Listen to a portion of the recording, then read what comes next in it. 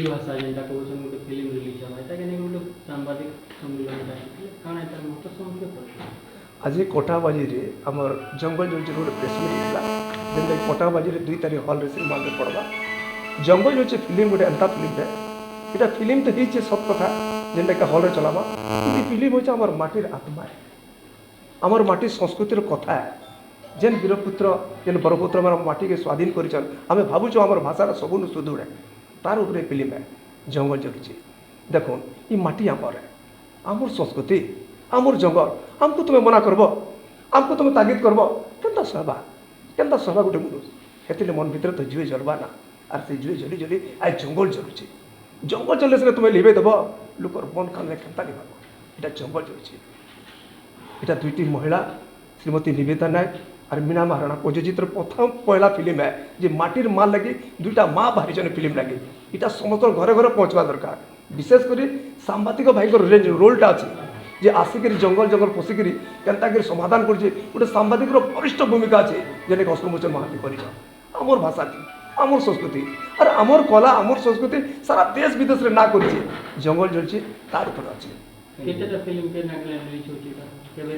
इटा आमर बरगढ़ रोचे 29 तारीख आमर कोटाबाजी रोचे 2 तारीख नुआपड़ा रोचे 4 तारीख और कलाहांडी रोचे भवानीपाटना 6 तारीख सबू जिते ओडिशार सबू हल लगवा किंतु फेस बाय फेस कारण आम गोटे जगह किसी नहीं जिमा गोटे गाँव आम ठिया ना आमा बोले फिल्म किए देखा आमर फिल्म आमके कह पड़वा विशेषकर आपण मान को बहुत बहुत धन्यवाद आमर कोटाबाजी सब सांबादिक भाई मान को जे ई माटी लगी सबुले लड़ीचन आउ थोड़े लड़ आउ थोड़े ये सुजोग ये माटी जंगल जलचे घर घर पहुँचा आउ थोड़े लड़ ये शेष लड़े जाए आम आपण मान सागे अच्छे सबुले रह आओ घर सुवर्णपुर मुई वृत्ति जने वकील यहाँ हूँ मोर परिकल्पना और मोर गवेषणा और मोर रचना भी मुई इतार उपरे मुई बही लिखीचे 3 भाषा रे गोटे है आमर कोशली भाषा रे और गोटे ओडिया रे और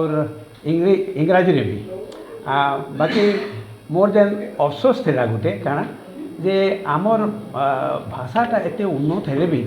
आमर संस्कृतिटा तानु आहरी उन्नत हेले आमर माने जेन माने अछन बुद्धिजीवी गवेषक से माने केनता के बुझी नहीं पारबा के आ सेटा मोर होचे गवेषणार विषय वस्तु और मुई ताके माने हेंते मुई पाइछे भगवान को आशीर्वाद रो जे आमर ई जेन बरुआ तत्व भितरे अष्टांग जोगर गूढ़ तत्वटा निहित अछि सेटा होचे काना जे धारणा ध्यान